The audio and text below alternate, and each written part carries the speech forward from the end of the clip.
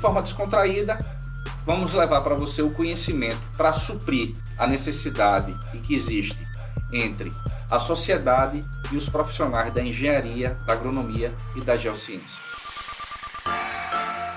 E aí, quer construir?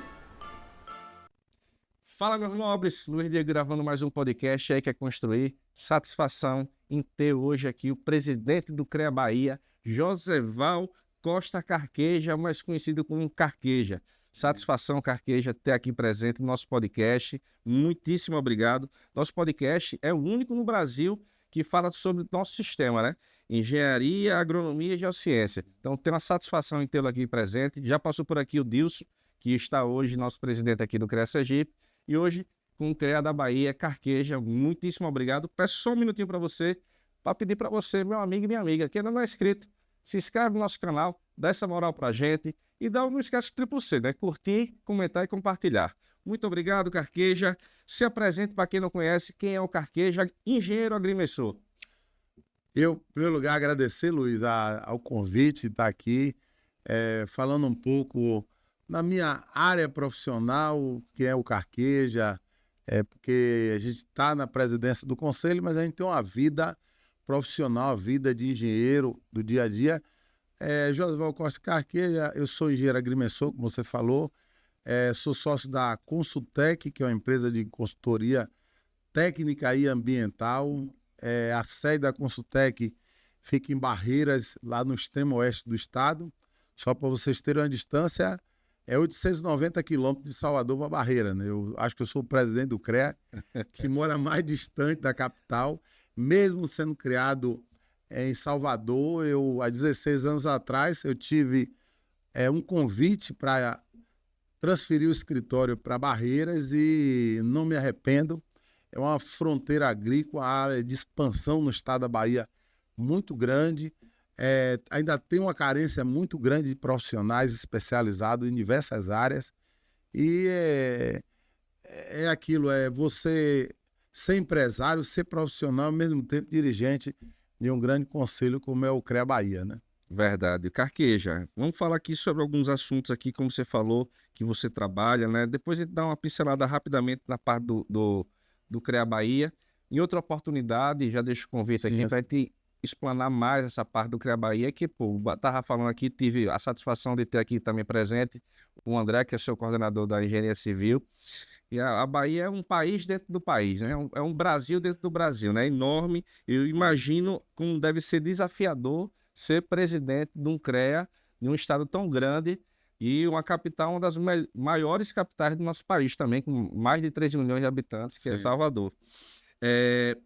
E falando sobre essa parte da regularização fundiária, né, só por conhecimento aqui seu, eu tenho uma intenção aqui de fazer uma associação aqui beneficente para a gente trabalhar justamente nessa parte de regularização fundiária. Eu não trabalho com isso, deixar bem claro aqui. Então, assim, você falando aqui para mim vai ser uma aula, mas vamos fazer aqui, juntar uma gama de profissionais para poder levar para aquele pessoa, aquele agricultor de baixo poder aquisitivo, daquela pessoa que tem um terreninho aqui na capital, então também no interior, para poder regularizar esse terreno, para poder ir atrás de um financiamento, para poder ir atrás de qualquer coisa dentro do banco. Você sabe que tem que ter, né, o papel. Sem um papel não faz nada. Exatamente. Então vamos falar um pouco sobre essa questão da regularização fundiária. Quais são os principais desafios enfrentados, né, no processo de regularização fundiária rural? Bom, como você falou, a finalidade da regularização fundiária, muitos produtores ou até empresas, elas querem regularizar para fins, realmente para pegar créditos para poder investir, seja para a agricultura, seja para a pecuária, seja para grandes projetos, indústrias. Então, a regularização fundiária, ela é necessária para isso, né? Os desafios que a gente tem hoje, principalmente a burocracia, né, que os cartórios, que dá trabalho a todas as áreas da engenharia. Lá que a gente direto faz a reunião e tenta conciliar tanto com as associações, como também com o tribunal, para a gente ter não sei aqui em Sergipe, mas no estado da Bahia, para a gente ter um entendimento comum entre os cartórios. Lá que nós temos 417 municípios no estado da Bahia, E comarcas nós temos mais ou menos, acredito, de cabeça, não tenho esse número redondinho, mas temos aí mais ou menos mais de 150, 180 comarcas no interior do estado. Então a gente tem esse desafio, é o desafio da gente fazer a regularização, entregar essa documentação com menos nota devolutiva possível, porque o produtor ou o empresário, quem está investindo, ele tem velocidade, ele quer velocidade naquilo que ele foi contratado, né? Ele contratou para poder a gente fazer, né? E como é que essa questão da regularização fundiária ele pode impactar na questão do desenvolvimento econômico?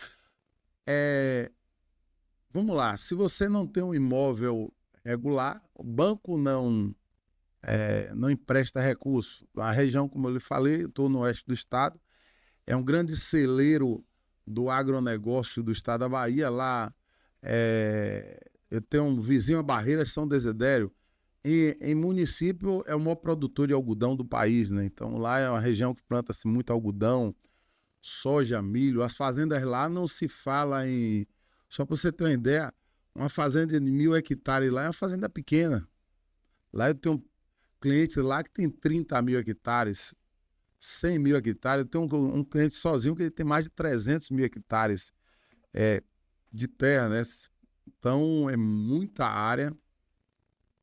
E para você poder beneficiar essa área, você precisa ter o custeio, que aí entra na área, como o André, que é o coordenador da Câmara de Civil, ele trabalha na área fazendo avaliação, no caso dele, avaliação na área imobiliária, mas o agrônomo ele entra fazendo avaliação na parte de imóvel rural para comprovar para o banco que aquela área tem um potencial para produção, para o banco liberar esse recurso. E ali é uma cadeia, porque o banco libera o recurso, então faz circular dinheiro na economia. Se você for ver o crescimento de cidades como Luiz Eduardo Magalhães, que no último censo tinha 67.000 habitantes, o último censo agora, Luiz Eduardo já está com 108.000 habitantes, é a cidade que mais cresce no país, cresce com a pujança do agronegócio. Eu costumo dizer que algumas áreas da engenharia, como, exemplo, a engenharia civil, ela depende de uma economia forte para poder ter dinheiro para as pessoas investirem, tanto em residência, como também em infraestrutura. Imóveis rurais do agronegócio, ele é diferente do imóvel rural da região, por exemplo, do Recôncavo Baiano ali, do Extremo Sul, que são imóveis rurais na Mata Atlântica, são fazendas de pecuária ou fruticultura, pequenas propriedades que você tem um gerente que anda a cavalo. Lá não, lá você tem imóveis que tão grandes que o gerente ele tem que andar de caminhonete Hilux nova, Amarok. Você tem toda uma estrutura trabalhando dentro de um imóvel desse, que aí quando você chega, você não vê a presença só do engenheiro agrônomo, você vê a presença do engenheiro civil, porque você tem a questão do silo. O silo ele tem a fundação, então para se construir um silo... Eu já fiz silo, já. Já entra, você sabe. Então, entre o engenheiro civil, a balança, os imóveis rurais lá, emite-se a nota fiscal para uma carreta trazer, por exemplo, soja para o Porto de Salvador. A nota é faturada na fazenda. Já fiz balança também. Precisa... Então, eu dei 2 exemplos que você já trabalhou, que o engenheiro civil mostra que as profissões não estão vinculadas só aos grandes centros. As profissões elas estão vinculadas também à área rural. E assim, engenheiros eletricistas, nas questões de grupo gerador, essas fazendas elas demandam muita energia elétrica. Engenheiro mecânico, porque, imagine, você pega uma algodoeira, que é uma beneficiadora de algodão, né? Porque algodão você tira, a colheitadeira de algodão ela tira ali, recolhe a maçã, mas ali vem com caroço, vem a pluma, como a gente chama, ela ali precisa ser beneficiada para estar um produto de qualidade para exportação. Então, você tem ali na algodoeira várias máquinas que precisam ter uma manutenção periódica, e aí entra o engenheiro mecânico, você na lavoura o engenheiro agrônomo, na locação, às vezes, de um pivô central, regularização, tem o engenheiro agrimensor. Então, dentro do imóvel rural, você tem uma equipe multidisciplinar, engenheiro de segurança do trabalho, engenheiro de produção. Então, você tem as áreas tecnológicas, elas estão presentes nos grandes imóveis rurais lá do oeste do estado. O Carqueja, não está aqui na nossa pauta aqui, mas como você falou na questão aí da multidisciplina, eu fico imaginando hoje com essa questão da seca, que deve ser uma realidade da Bahia, pelo ter um território enorme, deve ter um sertão muito castigado com essa seca que está tendo, né? E queimadas, não sei se como está a Bahia nessa questão de queimadas. Como é que vocês trabalham nesse sentido lá? A Bahia ela tem 5 biomas, né? Acho que dos estados do país, eu acho que é o que tem mais bioma. A gente tem ali a Mata Atlântica, você tem a Restinga, que é vindo aqui, aquelas áreas de duna, você tem o próprio sertão, você tem ali a região da Chapada Diamantina ali, que é um outro bioma ali, você tem o Cerrado. A chuva que cai no Cerrado baiano, ela não é uma chuva proveniente do oceano, ela vem proveniente da evaporação da floresta amazônica, ela vem da Amazônia. Chuva que cai em Brasília, Tocantins, uma parte do Mato Grosso, Goiás, ela é uma chuva que ela vem da floresta amazônica. E como tem uma corrente de vento ali que traz a fumaça, a gente tá eu tive a semana em Brasília na segunda-feira. Brasília tá a cidade cheia de fumaça mesmo na atmosfera.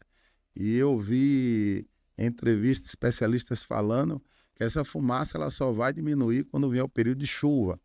O Cerrado brasileiro, ele diferente da gente que está aqui no litoral, a gente tem aquele período de chuva, no verão ali, em janeiro, chuva de trovoada. Uhum. Aí você tem no São João aquela chuva fina, constante, que para Salvador, aqui não, que é plano, Aracaju, mas para Salvador é perigosa porque é chuva que aí vem a cair os taludes, as encostas, que é aquela chuva de junho, né? A chuva do início do ano, trovoada, é que causa enchente, né? Que são aquelas chuvas mais pesadas.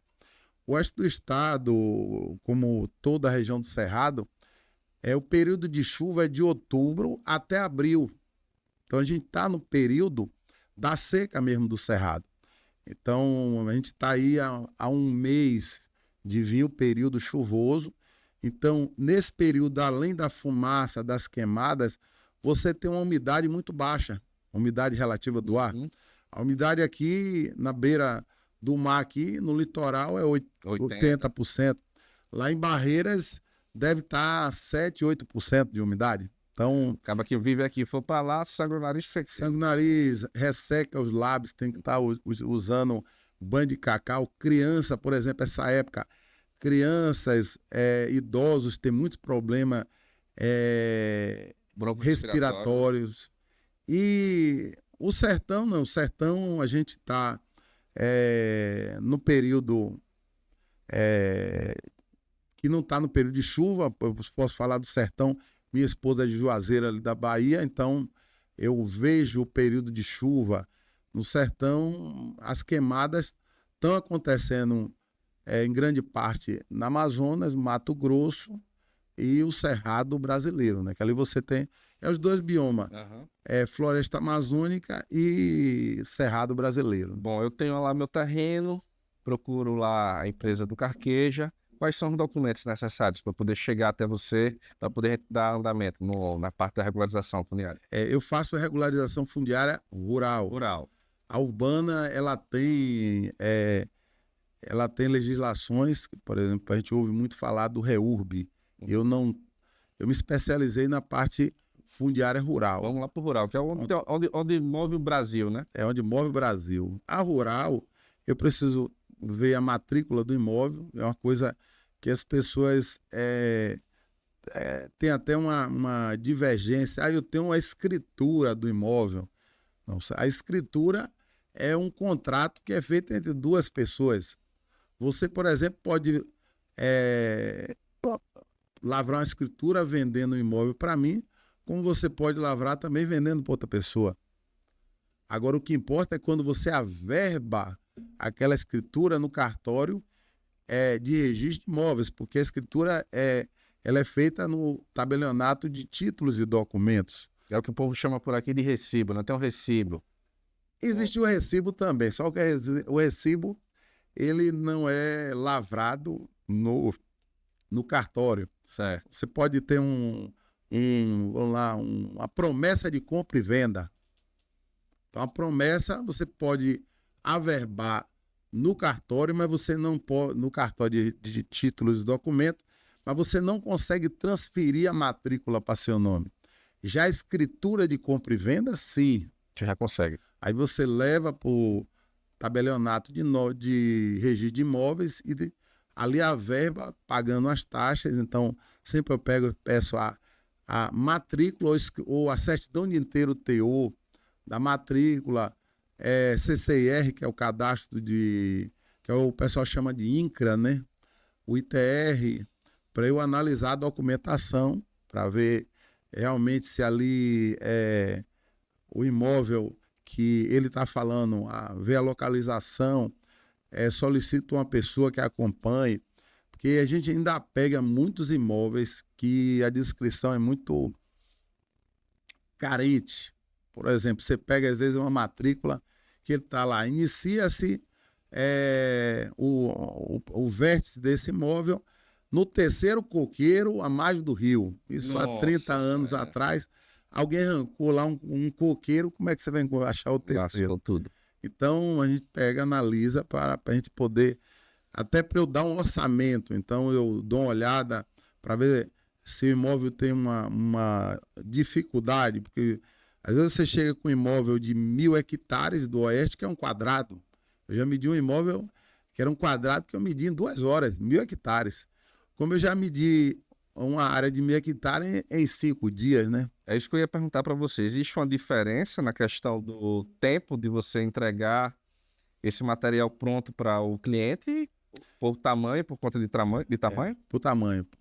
A gente... e aí vem. Tem clientes, eu trabalho para empresas de eólica, né? Empresa de energia solar, PCH Gás. Essas empresas, elas querem que eu faça tudo.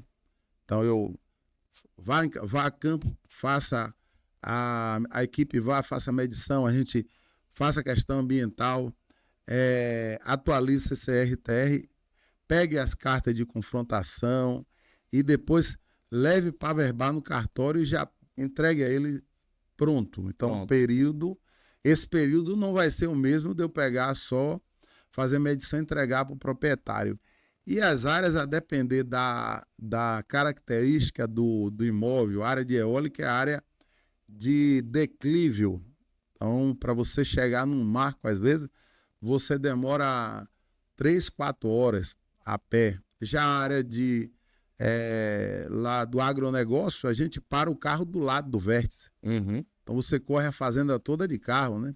Então, por isso eu digo, eu já medi uma fazenda que tinha 4 vértices, tinha 1.000 hectares. Era só a lavoura. Mas já teve áreas que eu já medi no sul da Bahia, por exemplo, na área de Mata Atlântica, que não ajuda.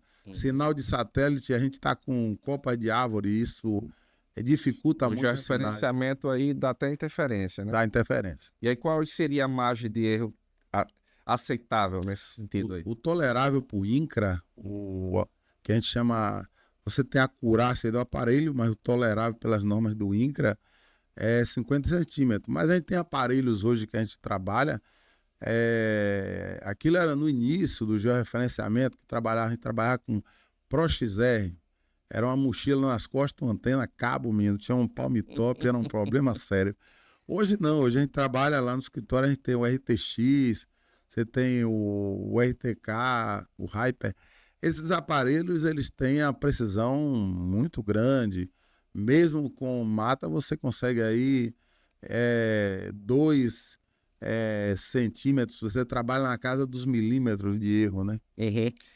Você deve ter mais ou menos a minha idade, né? Então a gente vê daquela época que a gente calculava tudo, né?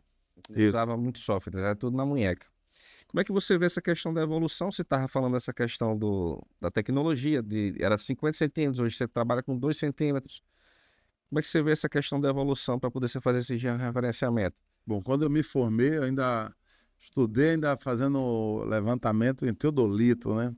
Aí aprendi estação total. Quando eu aí me formei, trabalhei com estação total e iniciei com ProXR.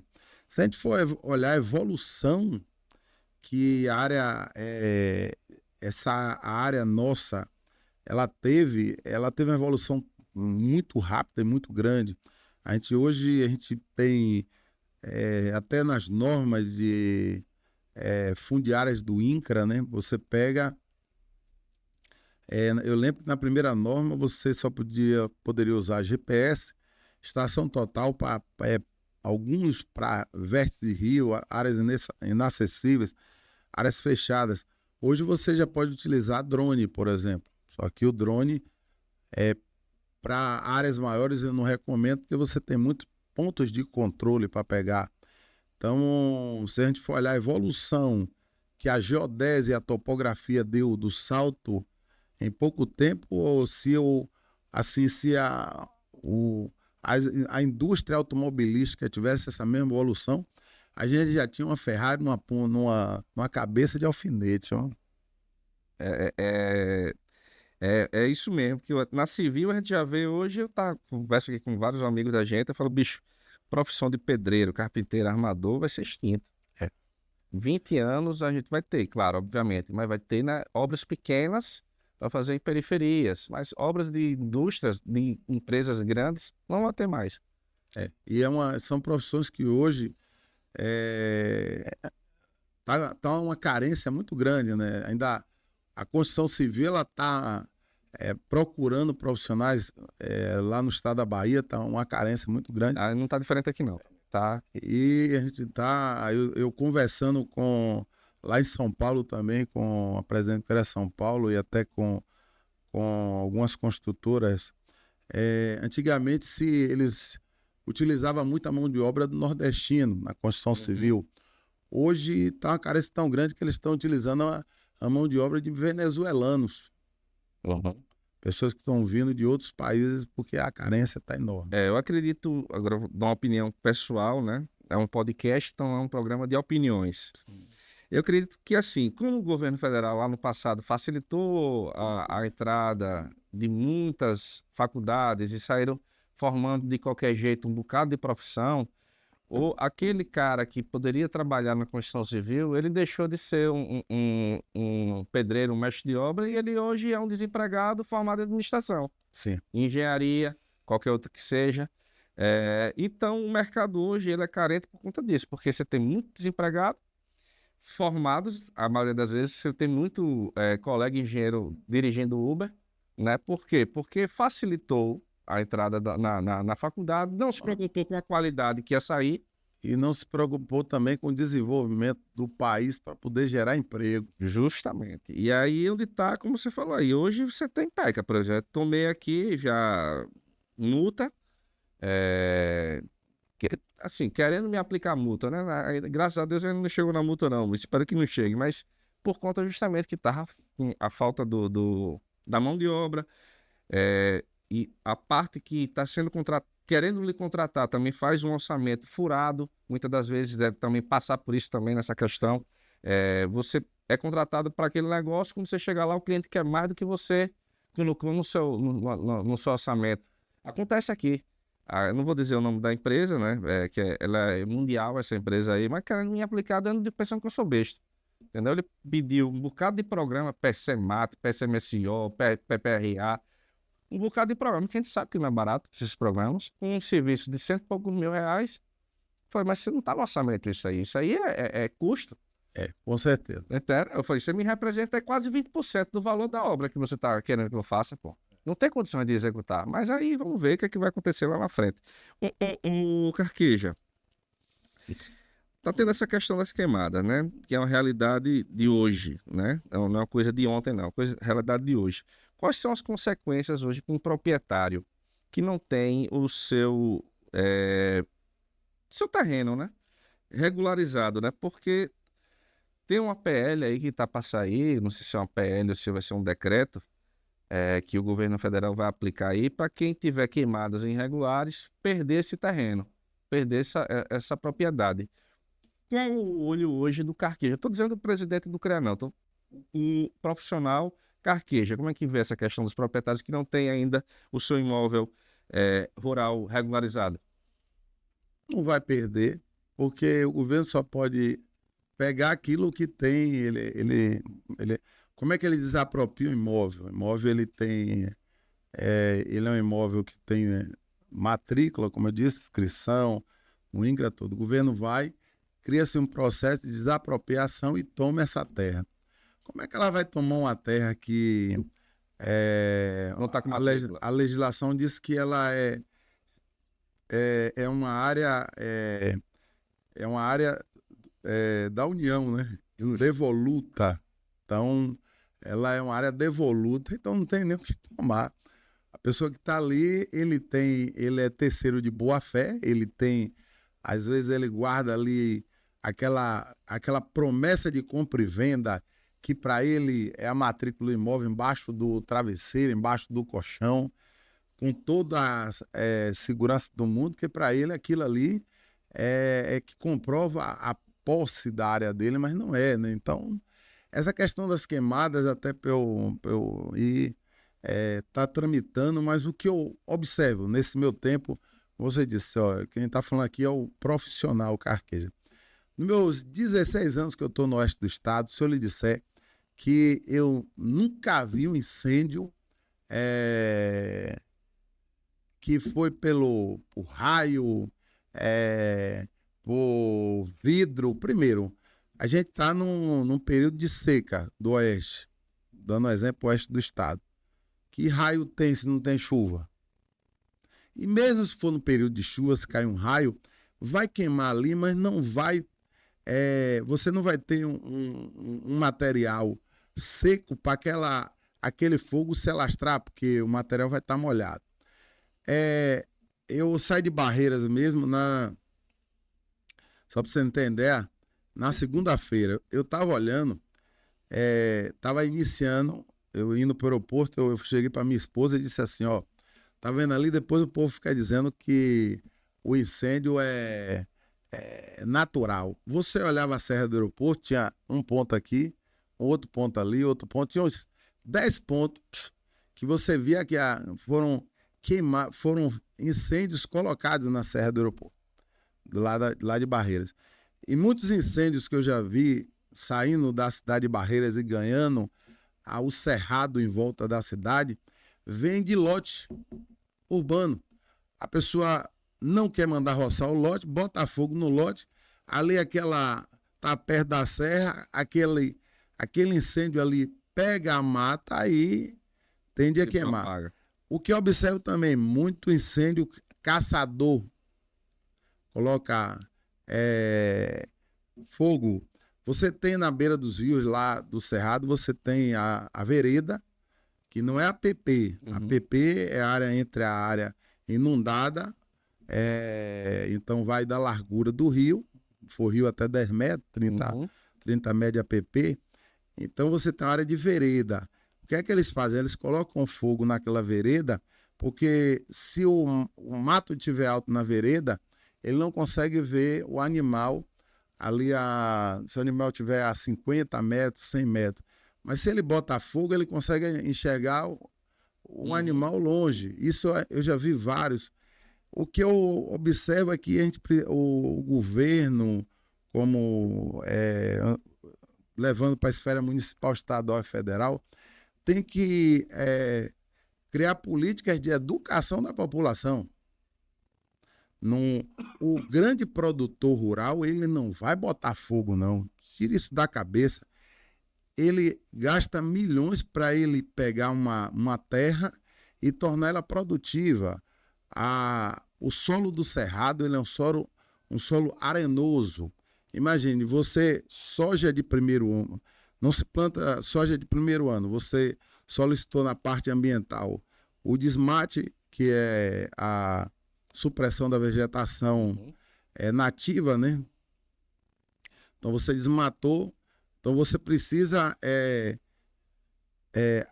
colocar o que a planta precisa para ela começar a produzir. Então você bota ali 2 toneladas de calcário por hectare e 1 tonelada de fósforo no primeiro ano. Aí o solo não tem matéria orgânica nenhuma, então você planta ali um arroz sequeiro, um feijão gurutuba, um milheto, que é uma variedade da família do milho, mas não produz a espiga, né?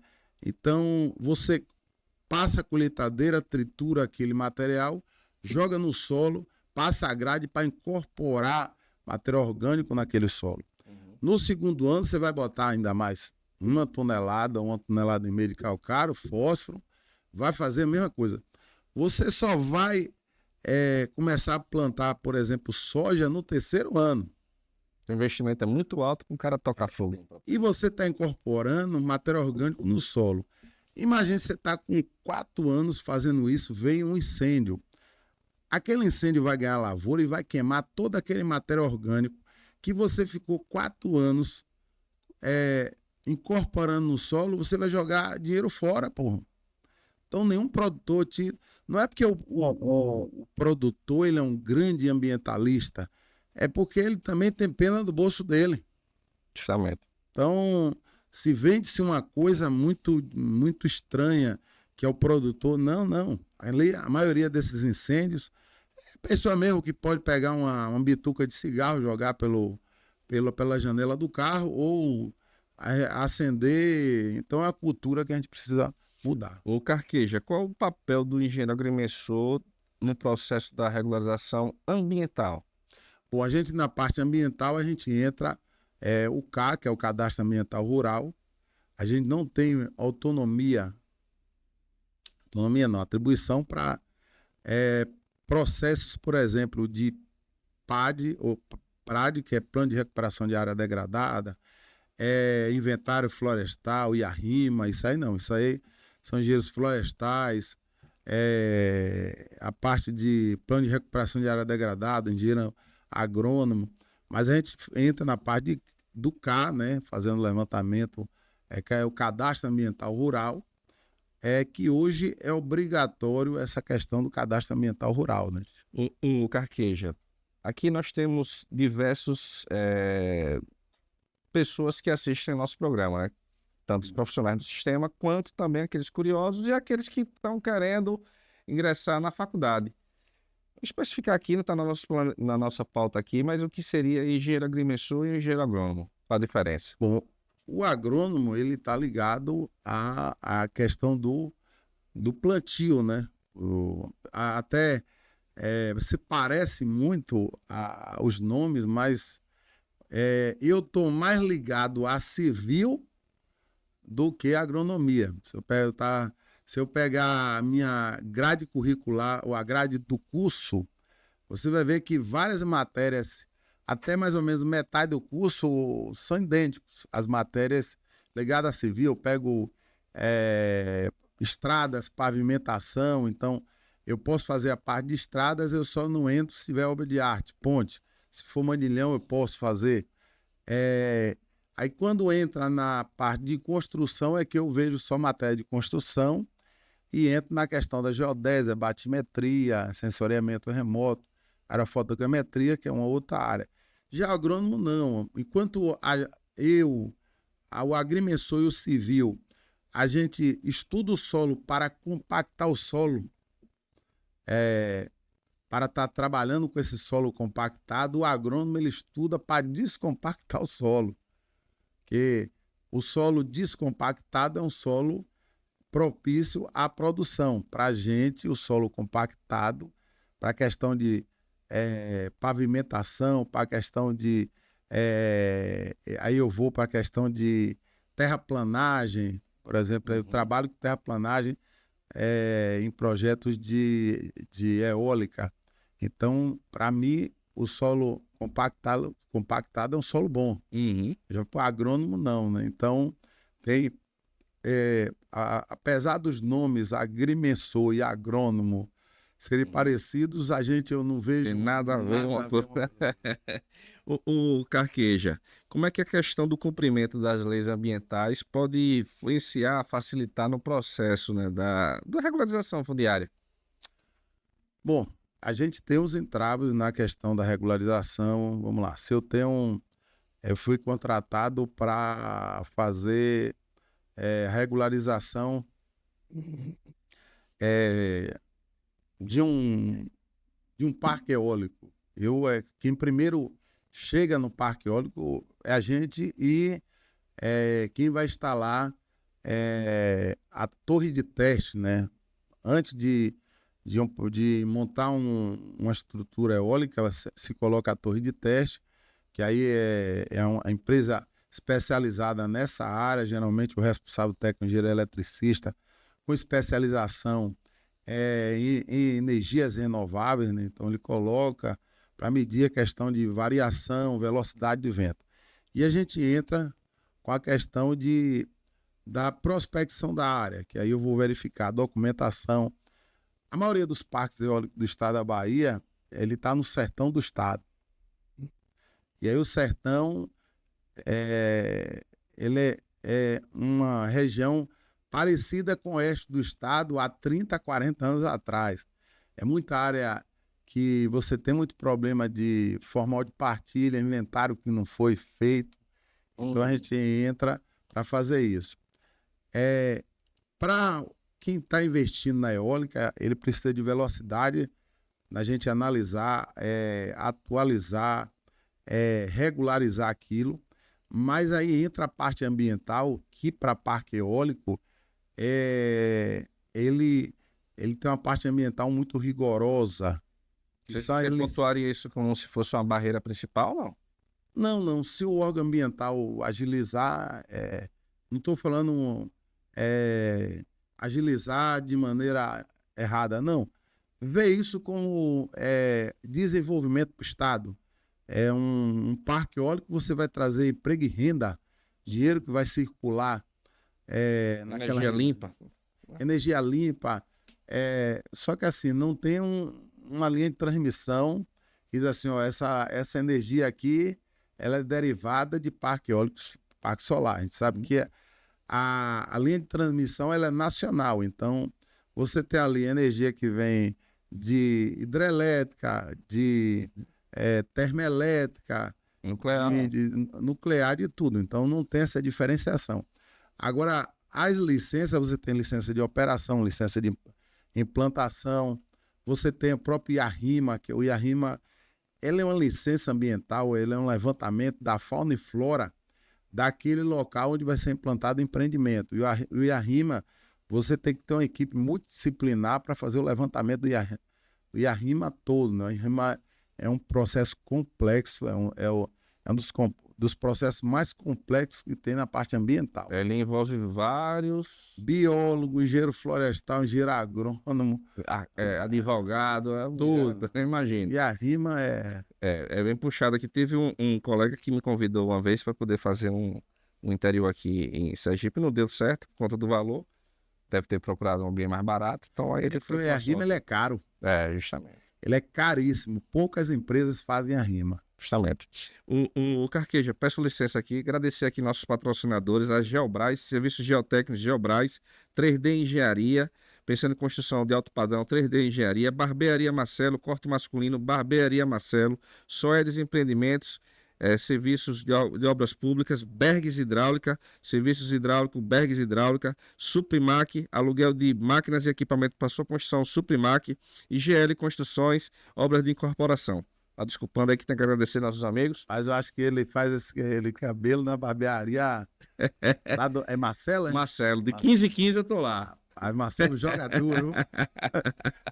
Grande abraço aí, Marcelo. Então, Carqueja, como falei para você no início, trabalhar em cima dessa parte que você trabalha. Falar aqui, né, no nosso podcast, você deve estar enjoado só de dar entrevista falando sobre CREA. Vamos trabalhar em cima do que ele trabalha em si. Regularização fundiária nessa parte, eólico, solares e PCHS, né? PCHs. PCHs são pequenas centrais hidrelétricas.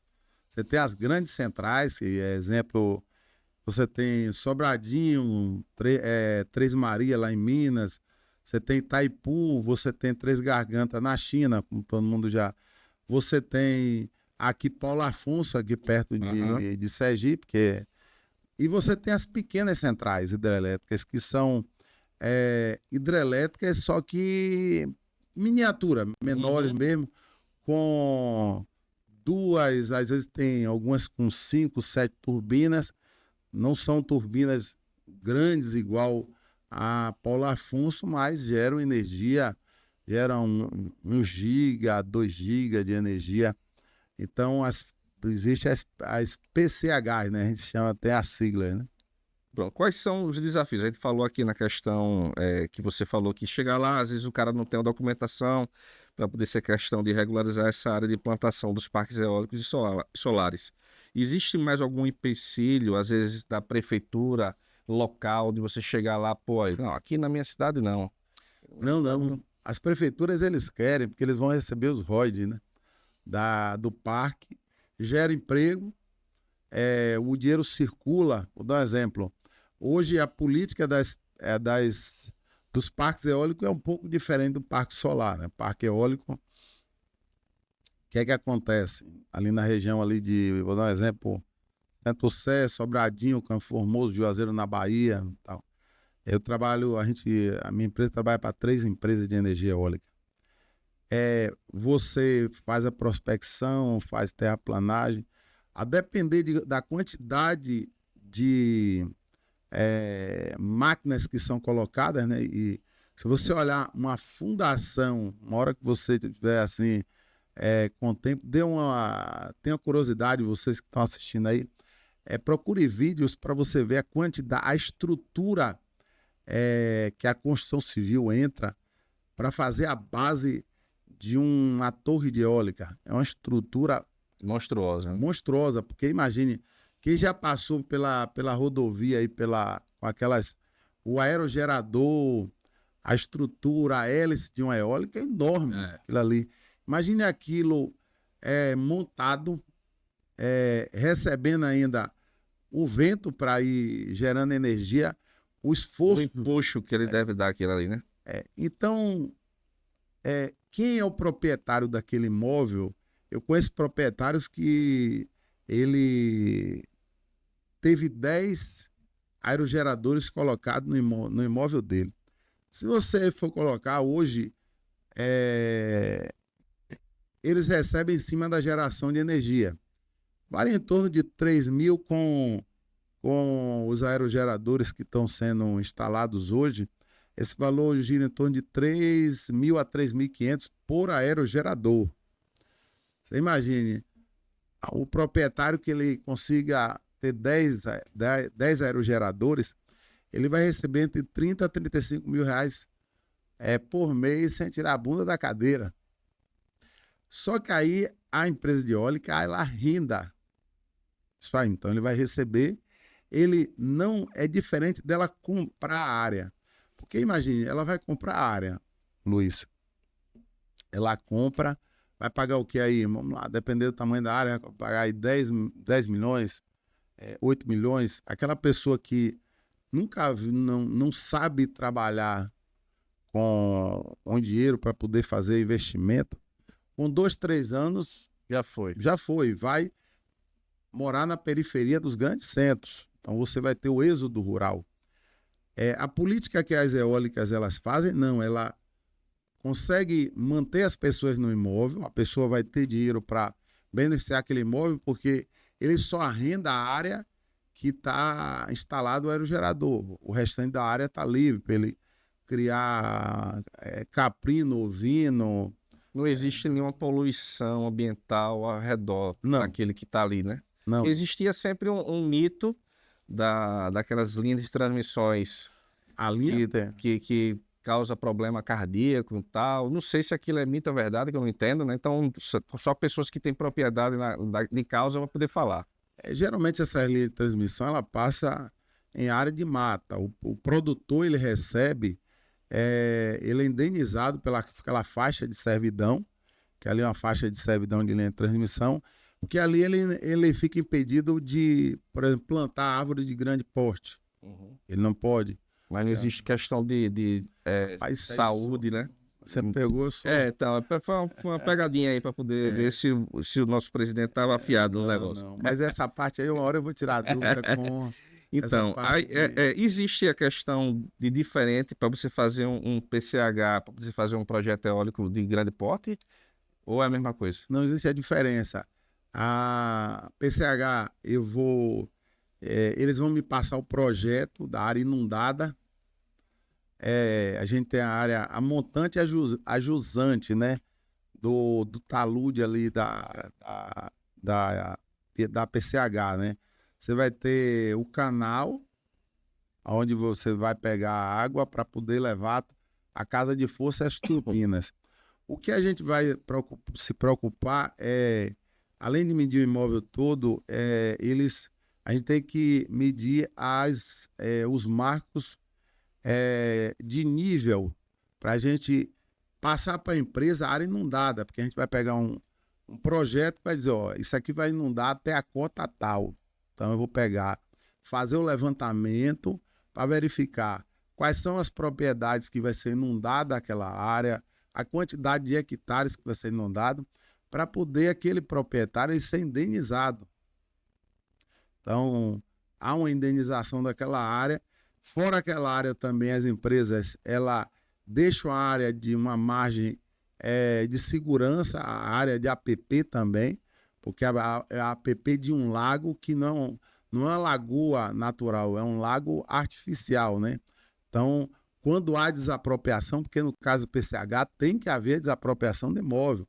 A PCH, ela passa a ser dona à empresa, é diferente do parque eólico, que você faz o arrendamento de onde está montado a estrutura de eólica.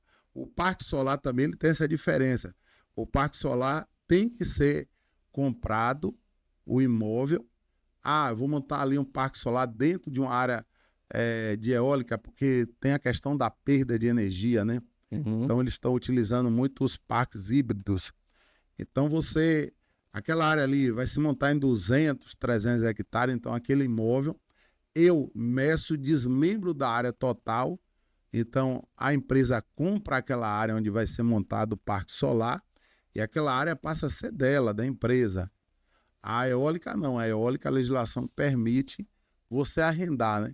Eu sou favorável a essa questão do arrendamento, porque há o processo inverso. Os filhos, netos daquelas pessoas que tiveram que ir embora para outras cidades por não ter recurso para poder beneficiar aquele imóvel, eles voltam para aquela terra. Então, começa a ter aquelas pessoas novamente, o comércio daquela região começa a circular, porque aquela pessoa está com dinheiro, então ela vai investir na moradia, ela vai comprar equipamento, ela vai comprar no mercado, na farmácia ali da cidade ou do distrito. Então você vai ter uma circulação de dinheiro que antes não tinha. Uhum. Então, a economia naquela determinada região vai ter uma economia que vai ter um salto muito grande com as empresas de eólica e solar. Quais são os fatores ambientais e geográficos que precisa ser considerado numa regularização para a terra, né, para um projeto de energias renováveis? Porque assim, aqui em Sergipe estava uma moda muito grande de construir estações solares, né? Eólicas não chegou a nível aqui em Sergipe. Lá na Bahia, quais são esses fatores? Não sei se também pegou essa moda lá, hoje parece que financeiramente não está mais viável para poder fazer essa questão dessas subestações, né? Estações, na realidade. Não, na Bahia a gente tem parques solares grandes, a gente tem um grande mesmo lá em Oliveira dos Brejinhos, você tem um muito grande também em Juazeiro. Esses parques solares, eles pegou essa moda, só que tem um pequeno problema. Você tem que estar com eles próximo da subestação, porque você precisa injetar essa energia. E se ela tiver a mais de 10 quilômetros, você tem perda de carga. A eólica não. A eólica você tem um parque, você tem a subestação dentro do parque eólico, entra na linha de transmissão e vai para a subestação da Coelba ou da Chesf, no caso lá da Bahia, para poder fazer a distribuição e jogar na linha. Fatos geográficos, a gente observa principalmente na hora da gente fazer a locação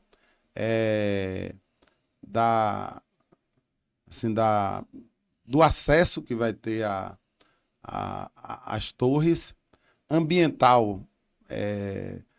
Acho que o único restrição ambiental que eu já peguei é que você não pode nem colocar, exemplo, lá no município de Centro-Sé tem um parque nacional, Boqueirão da Onça. Então, dentro da área de amortecimento do parque, não sei se você já ouviu falar nisso, toda a unidade de conservação, ela tem a área de amortecimento. Certo.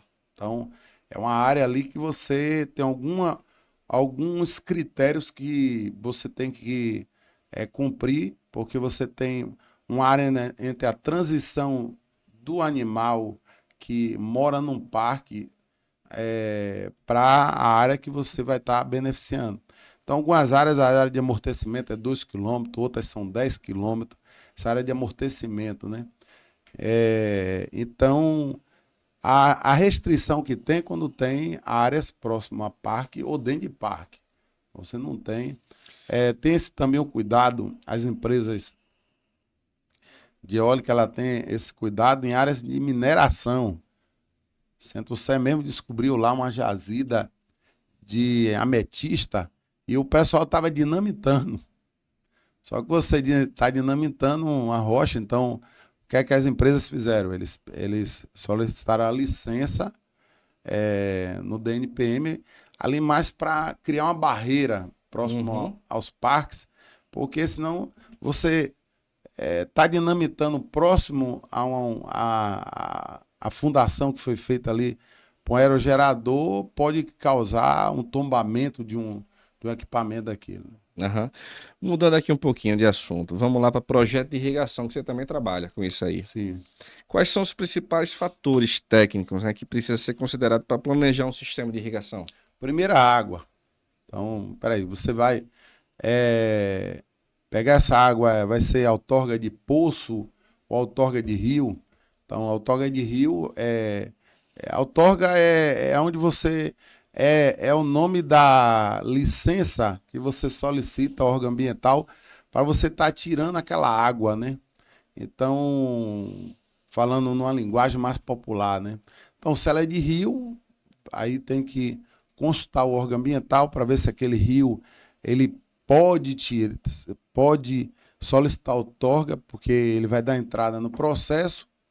Então, aquele processo é um processo que pode ser negado. Então, até para ele pensar na irrigação, ele tem que verificar isso. A outorga de poço, tem que ver se ali o lençol freático, ou no caso, se for um aquífero,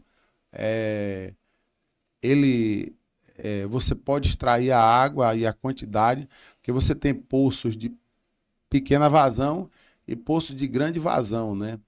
Então, em primeiro lugar, é ver a questão da água, né? Outra o tipo de irrigação. Então, você tem hoje irrigação por gotejamento, microaspersor, pivô central. Então, o que a gente trabalha muito lá é a questão do pivô central. Mesmo alguns produtores hoje já trabalhando, mas é mais na área da fruticultura. Soja, milho, algodão é pivô central. O volume de água é muito grande. Só uma perguntazinha para poder você concluir essa pergunta aí. Desculpe minha ignorância, né? Mas eu vejo assim, quando eu vejo aquela água, uma cor diferenciada. Não sei se é por conta do iodo, né, que tem na água do poço, ou será que faz um processo de tratamento que joga algum mineral, justamente por ser irrigado? Acredito eu, na minha ignorância, que ela tem que ter algum tratamento para jogar algum minério a mais para poder usar menos água para aquele tipo de plantação, ou não tem nada a ver? Não. Você tira a água do poço. Geralmente quem tem... Antigamente se bombeava a água e já jogava direto para o pivô. Hoje eles estão construindo, a gente chama as piscinas, né? Que são reservatórios e não se joga. Você pega... Não tem tratamento não tem enriquecimento daquela água. Não, até que... Porque lá no oeste, eu dei o exemplo lá no caso é o Urucuia, né? Que é o aquífero Urucuia. A água é limpa, limpa, limpa. Não tem... ela é diferente da água, você fura um poço no sertão aqui da Bahia, o sertão de Pernambuco, o sertão Sergipe, que você tem um teor de salinidade. A água do Cerrado, lá no oeste, você fura, a água é limpa, limpa, e a água é doce, doce. Falta só cloro para poder Falta só cloro. Então, ficar potável. Aí você pega... mas eu vou, como às vezes tem muito imóvel lá, só para vocês terem ideia, tem proprietários lá que eles têm 40 pivôs de 100 hectares cada pivô, irrigando 100 hectares. Eu tenho um cliente mesmo lá que ele tem 20 pivôs de 300 hectares cada um. Ele irriga 6.000 hectares. Então, essa água para chegar, essa água corre em canal de irrigação. Então, a gente tem... Canal de irrigação é topografia pura. Justamente. Então, ali ele vai correr por declividade, né? Então, a gente entra no processo de irrigação, calculando também a declividade. A perca daquele negócio ali também, né? A evaporação. A evaporação. Então, aí a gente faz pega o projeto, que aí o projeto essa parte de projeto a gente pega e executa a questão da irrigação totalmente dita, né? Da locação de canal, locação de pivô, porque o pivô ele tem que ser locado. Imagine você colocar 30 pivô, um do lado do outro, e um pivô desse você locar errado e ele um bater no outro, balancinho. Uhum. Então você tem que locar os pivôs no local e é preciso. Como a gente falou em tecnologia anteriormente, da parte de georreferenciamento, existe já algum tipo de tecnologia diferenciada nessa questão da irrigação? Um tipo de projeto já mais sustentável do que já é, né? Porque acredito eu, bom, como eu falei aqui, não é minha área, não entendo muito, questão de se existe um reaproveitamento, porque acredito eu que você irriga, o plantio vai assimilar X% daquela água, O resto vai evaporar. Vai evaporar e deve ter alguma percolação a depender do seu tipo de solo. Sim. E se o seu lençol tiver um pouco, não for muito profundo, né, que eu não sei a quantos metros que deve ter sido num projeto desse aí, ou não tem, se deu a 30 metros, tá massa, ou tem que pegar um lá de 100 metros para baixo, um lençol desse. Não, os poços lá do oeste, eles puxam água 300 metros de profundidade, 350 metros de profundidade. Tá bem, mas então isso não existe nem a possibilidade de percolação. Isso aí são lençóis que vêm oriundos de outra... porque são aquíferos. Eles estão... Ali você tem o aquífero Urucuia, que pega um pedaço de Minas, oeste da Bahia, vai até Piauí, um pedaço de Tocantins e Goiás. É diferente do lençol freático, né? O aquífero, você tem o Urucuia, o Guarani, são aquíferos, são tanques, são assim, reservatórios de água subterrâneo muito grande, né? Tecnologia, hoje se trabalha o que vem se conversando... Eu vi uma vez, desculpa até atrapalhar novamente, a questão de fazer chover, né? Em algumas plantações. O cara vai lá, passa não sei qual é o produto que ele joga na nuvem, com um avião e faz chover. Parece Deus, né? Não. Mas tem não sei que tipo de coisa é que o cara de repente joga algum produto naquela nuvem, então tá já um pouco carregada. Ela pode estar um pouco carregada. Mas aí ele faz que induzir a chuva naquele momento. Eu não sei que sistema é esse aí, também se entra na parte da agrimensor. Não. Se seria qual engenharia também que entraria nessa parte aí. Isso aqui, interessante essa parte aí. Sim. Que eu vi, e foi aqui no Brasil, um avião passando, jogando um produto, daqui a pouco chuva. Eu falei, porra, tá brincando, isso é Deus, né? A engenharia tem disso. Tem disso. No caso da irrigação, o que a gente vê hoje é mais o pessoal da agronomia, eles estão trabalhando muito essa questão, porque aí a questão da irrigação propriamente dita, a quantidade de água, isso aí não, isso aí já sai da agrimensura, entra na agronomia, e se for floresta plantada, na engenharia florestal, o que eu observo lá é que eles já estão trabalhando com alguns equipamentos que verificam a umidade do solo. Então, em cima da umidade do solo, eles estão tendendo a se plantar menos com pivô central, porque, como você falou, fica uma cortina de água, parece um chuveiro, né, caindo ali, os balancinhos, para se passar para microaspersão ou gotejamento. O problema do gotejamento e microaspersão é que eles são mais usados em fruticultura, porque você tem o espaçamento que você vai plantar, por exemplo, um pé de coqueiro, uma laranja, uma uva, uma manga. A soja e o milho, não. Você tem ali um espaçamento muito curto. Você planta-se com uma plantadeira, né? Então, são linhas que o trator vai puxando e vai plantando, né? Então, ainda está se estudando muito essa questão da diminuição da quantidade de água na questão do plantio. Você plantar no período de chuva e você só colocar água se você passar uma grande quantidade de dias sem cair a chuva, que a gente chama os veranicos, né, que dão no período da safra, né? Então você passa alguns dias. Fora isso, aí tem alguns produtores que eles plantam o ano todo na intersafra. Por exemplo, lá no oeste tem produtores que plantam melancia. Aí muita gente diz assim, não, a melancia planta no Vale do São Francisco. Não, tem produtores que plantam melancia em pivô. E a melancia é uma fruta que ela gosta de água na medida certa. Então lá tem um cliente Botar lá. demais, já foi, né? Tem um cliente lá que tem 15 pivôs de melancia. Como produtor individual, acho que ele é o maior produtor de melancia do Brasil, né? Como produtor individual. Carqueja, falamos aí de diversos assuntos inerentes à sua profissão, né?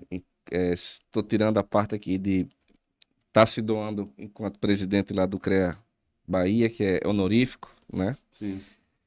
Quais são os principais desafios hoje?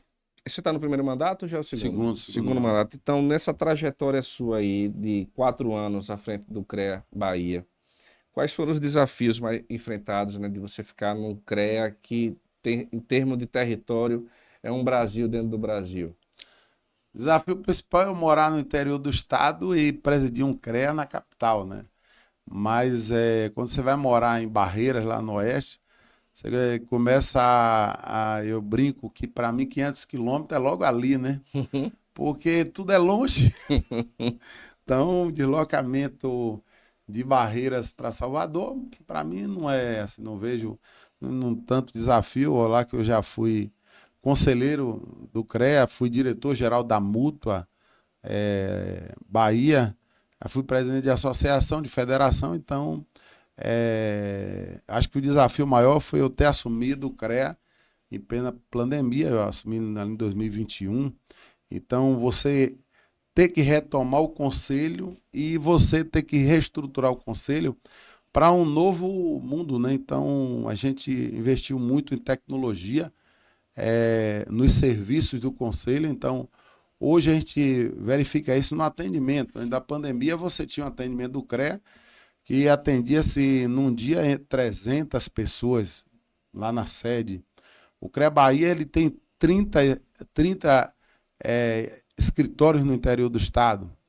Aqui mesmo em Sergipe só a sede do CREA aqui em Aracaju. Mas em Bahia eu tenho 26 inspetorias, mais 4 escritórios. E a plenária autorizou eu inaugurar mais 4. Acredito que até fevereiro do ano que vem a gente chegue a 34 escritórios no interior do estado para cobrir essa grande essa é a grande extensão territorial que é a Bahia, né? E aí a gente investiu muito em tecnologia. Hoje você chega em algumas inspetorias, você vê 1 ou 2 profissionais e no dia. Na sede ter 30 pessoas, 40 pessoas no máximo, num dia lá. Pô, Carqueja, aí esse pessoal tá assim, sem fazer nada, você tá com funcionários no interior, Ocioso, né? ocioso, não. O que é que eu fiz? Eu peguei, botei, são administrativos, a gente colocou eles para analisar processo.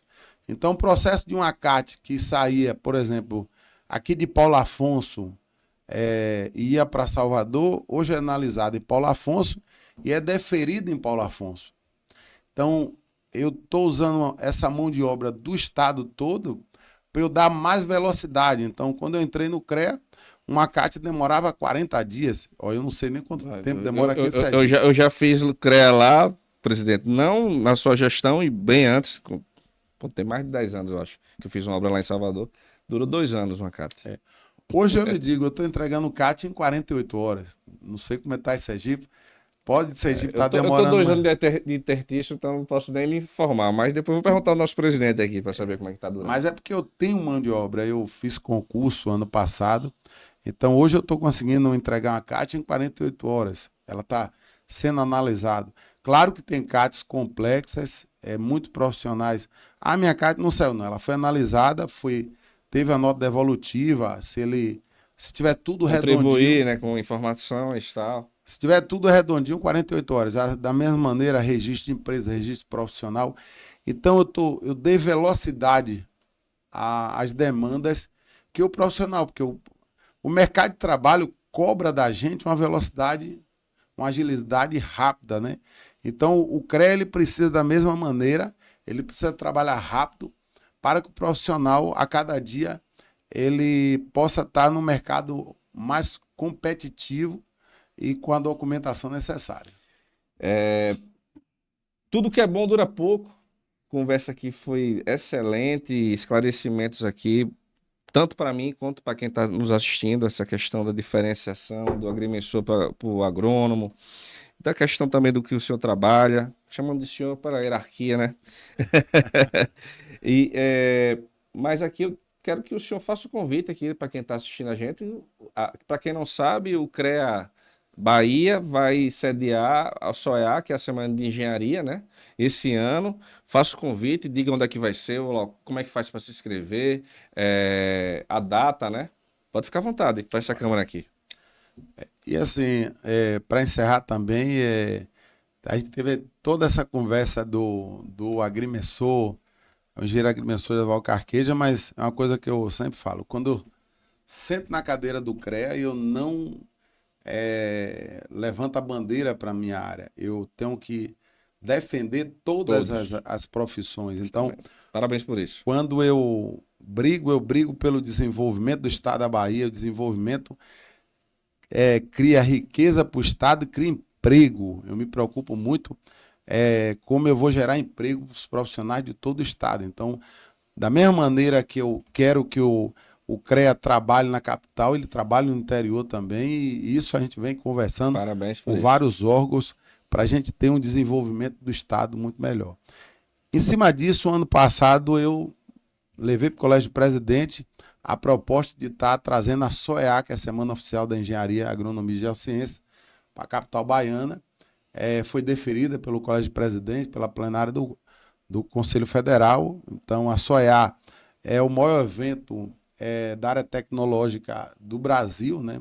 Então, ano passado foi em Gramado, esse ano em Salvador. Vai estar acontecendo nos dias 7, 8, 9 e 10 de outubro.